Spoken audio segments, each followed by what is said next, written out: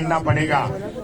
अगर इनका मूड सही हो, जब दूसरे दिन आप पूछ सकते हैं कि आप कल रात को दिन बता रहे थे, कोई गड़बड़ तो नहीं, डॉक्टर के दिखा के जाऊं क्या? लेकिन एक बार बात नहीं पड़ेगी बात। ये पहला वचन है। दूसरा वचन ये कह रहे हैं, पढ़े लिखे हमारा पूरा बात रखते हैं।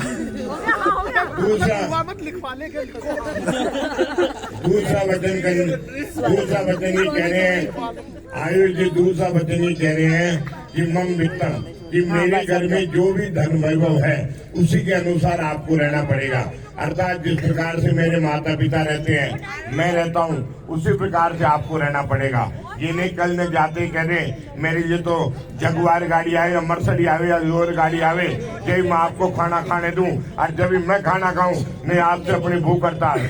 ऐसा कतई नहीं होना चाहिए। पति को परमेश्वर माने तो एक के हजारों गाड़ी होते देर नहीं लगती। ये दूसरा वचन है। तीसरा बोलो बेटा। हाँ,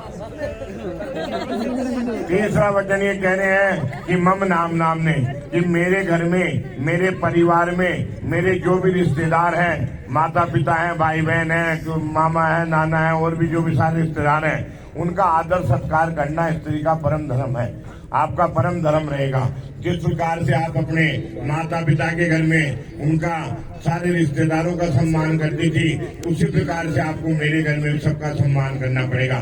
ये तीसरा वचन है। चौथा वचन बोलो। हाँ, चौथा वचन ये कहने हैं कि उद्याने, अकेले स्त्री को बाग बगीचों में, थिएटरों में, जहाँ मदिरापान होता है वहाँ, कस्बों में जहाँ जुआ खेला जाता है वहाँ, ऐसी जगह नहीं जाना चाहिए। कहीं भी जावें आप इनको साथ लेकर के जावें। कोई देखने का शौक हो, कईयों को शौक रहता है कि जुआगर कैसा देख के तो आए, तो इनको साथ लेके जावें। कहीं भी जावें, मनाती नहीं है, लेकिन इनके साथ जावें। ये चौथा वचन है।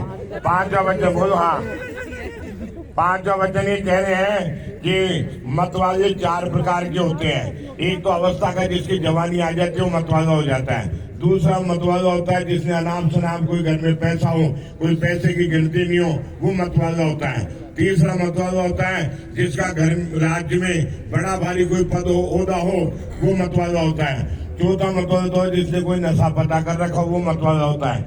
ऐसे 4 प्रकार के मतवालों से समझदार स्त्री को न तो वार्तालाप करनी चाहिए, न उनके आगे होकर जाना चाहिए, क्योंकि उनको होश नहीं है, पता नहीं क्या कहते। ये 5वां वचन है। छठा वचन ये कह रहे पिता गृह गमने, कि पास में तो ससुराल है और पास में पियर है, तो मान लो ससुराल में कोई टाइम ननदवाई से कबासुनी हो जावे तो ये नहीं तुरंत ऑटो रिक्शा किया और पियर में आ जावे, और पियर में मान लो कोई टाइम भोजाई से कबासुनी हो जावे तो तुरंत टैक्सी के और ससुराल में आ जावे। ऐसा कतई नहीं होना चाहिए।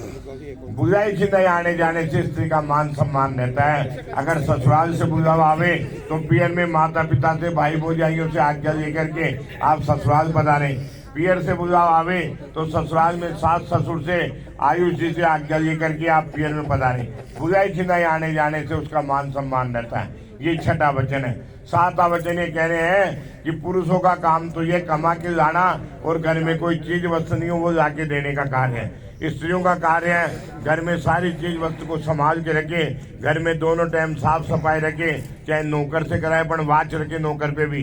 ऐसा नहीं रसोई में जाके नहीं नौकर करिएगा जो करिएगा, नहीं, सारा वाच रखे और सफाई रखे, घर में दोनों टाइम भोजन बनवावे और गरम गरम जो परिवार उनकी सबकी सेवा करे। इसी में एक बात और कह रहे हैं, ये कह रहे हैं स्त्री को अपनी अगर कीर्ति चाहिए, चारों तरफ अपनी बढ़ाई चाहिए, तो अपने ससुर की सेवा करें। ससुर की जितनी सेवा करेंगी तो ससुर जहाँ भी जाएंगे वो यही कहेंगे कि मेरे जो पुत्र वधु आई है बहुत बढ़िया खानदानी बच्ची आई है, मेरे बहुत ख्याल रखती है। और घर में मान लो सुख शांति चाहिए कि कभी लड़ाई झगड़ोई न हो, कोई तू मैं न हो, तो सासू की सेवा करे। सासू को क्या वो माने मारा है तो उस घर में कभी लड़ाई झगड़ा नहीं होता। तो ये 7 वचन है। भाई साहब भी बोलो दिए। मंगलम भगवान